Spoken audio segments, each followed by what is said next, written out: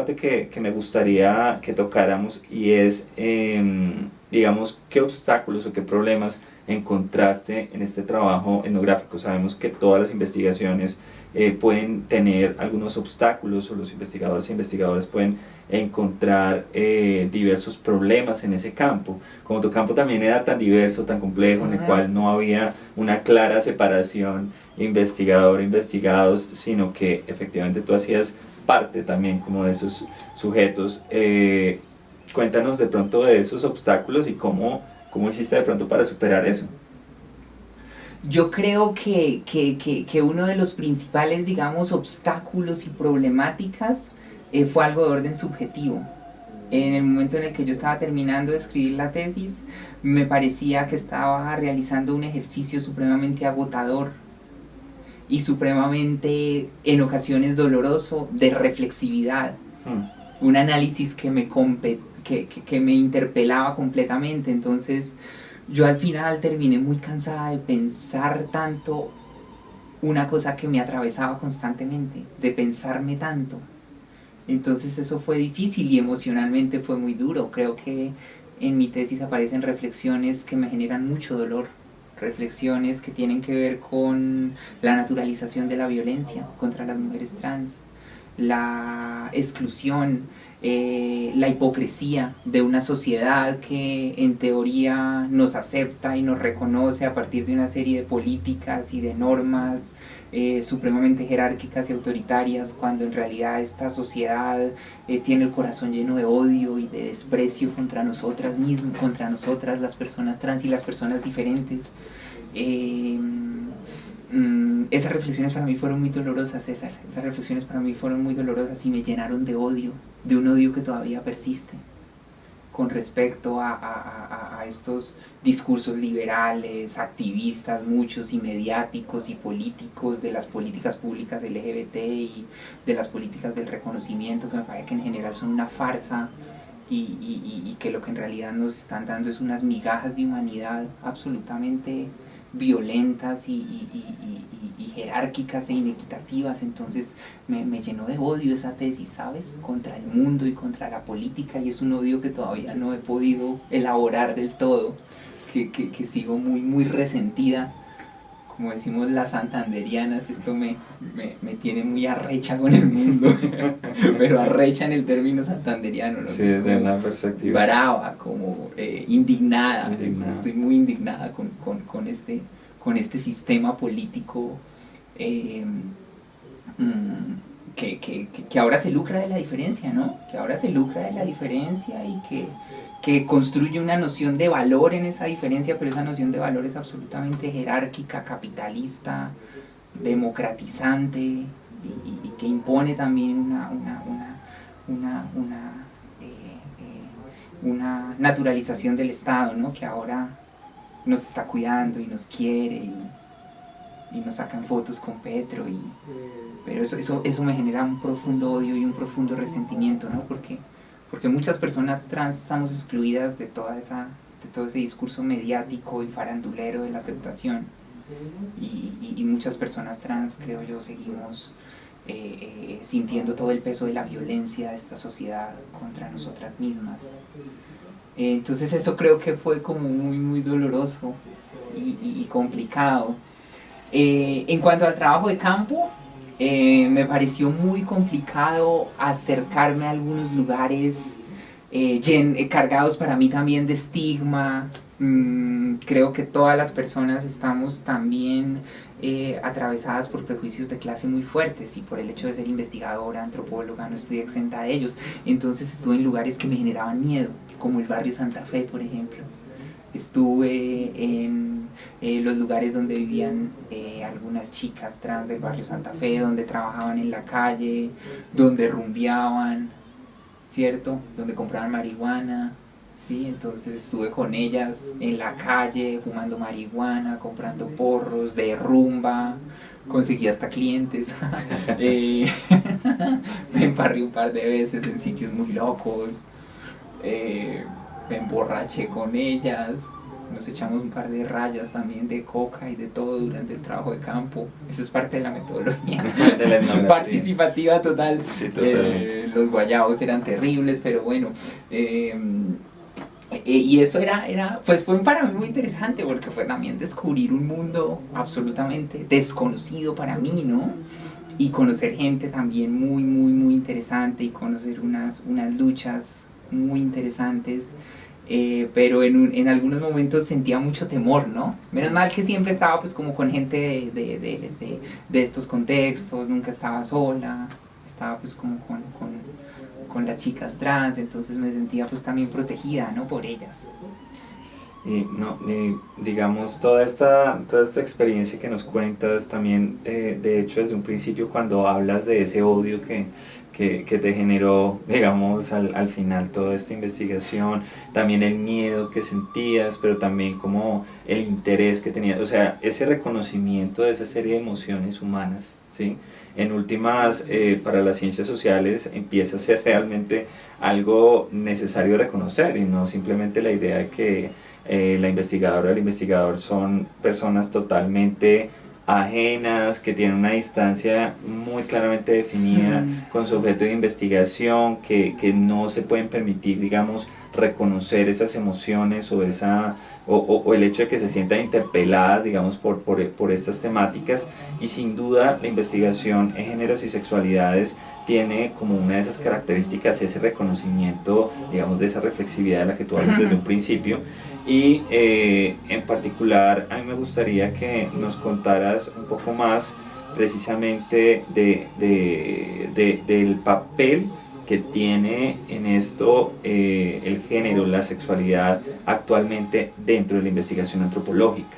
Porque evidentemente hay, digamos, un montón de cánones que de una vez se van tumbando con estas formas de investigación y que de repente resultan, pues no digamos transgresoras, pero sí resultan bastante críticas de muchas prácticas tradicionales de la investigación en antropología.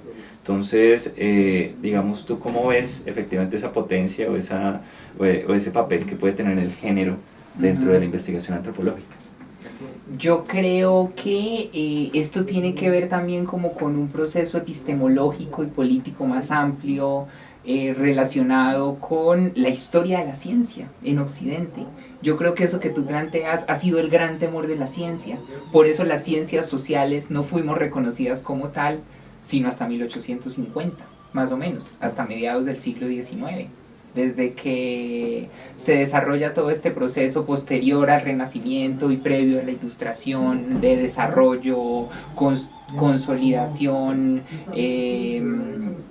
organización del método científico, ¿no? A partir del trabajo de Descartes, Spinoza, bueno, todos los procesos renacentistas, a partir del descubrimiento de América, porque yo creo que en parte la ciencia se establece para dominar mejor esos nuevos territorios que empiezan a anexionarse al poder colonial, ¿cierto? Generalmente cuando hablamos del método en Descartes nos olvidamos que en esa misma época estaban transportando miles de africanos de las costas occidentales de África, América, que en ese momento se estaba expandiendo el poder del catolicismo y del imperio, y era necesaria una forma de conocer objetiva, técnica.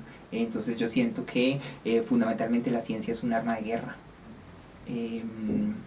En esta historia de la ciencia como arma de guerra, creo que hemos tenido un pánico científico, y es el pánico de cuestionar la objetividad. Me parece muy importante también pues como la relación entre género y ciencia, ¿no? En efecto, la ciencia es una tecnología de género en la medida en que durante muchos siglos la ciencia fue un ámbito exclusivo de los hombres. La ciencia produce entonces unas masculinidades científicas, unas masculinidades que pueden desarrollar prácticas de objetividad, de producción de verdad, mientras que las mujeres y lo femenino está excluido de este ámbito. Entonces, claro, yo sí creo que otra reflexión sobre género y ciencia puede ser el papel de las mujeres en la ciencia actual, ¿no? ¿Qué estamos haciendo las mujeres en la ciencia? ¿Estamos transformando la ciencia o estamos reproduciendo modelos androcéntricos, autoritarios, clasistas y racistas de la ciencia? Es posible esto de las ciencias sucesoras que plantea Sandra Harding, unas ciencias ya no objetivas, ya no veraces, sino más bien comprometidas, cuidadoras, transformadoras, comprometidas con procesos de lucha y de reivindicación de colectivos que históricamente han sido objetos de la ciencia y han sido víctimas de la ciencia, porque yo quisiera cobrarle a las ciencias todo lo que ha dicho sobre los negros, sobre las mujeres, sobre los maricas, sobre las trans, ha dicho cosas terribles sobre las personas diferentes, que somos inferiores, que estamos enfermas, y todo eso lo ha dicho la ciencia, no la religión solamente, ni solo el sistema jurídico, la ciencia como sistema productor de verdad ha evidenciado objetivamente en sus términos y en sus lógicas que los negros y las mujeres somos inferiores que los machos blancos, por ejemplo. Y eso lo hizo mucho tiempo durante el siglo XIX. Esa ciencia que hoy decimos que nos lleva a la mayoría de edad, con esos conceptos ilustrados, esa ciencia que nos dice que nos lleva al conocimiento, esa ciencia es una cosa terriblemente opresora y violenta y supremachista. Y hay que cobrárselas a esa ciencia.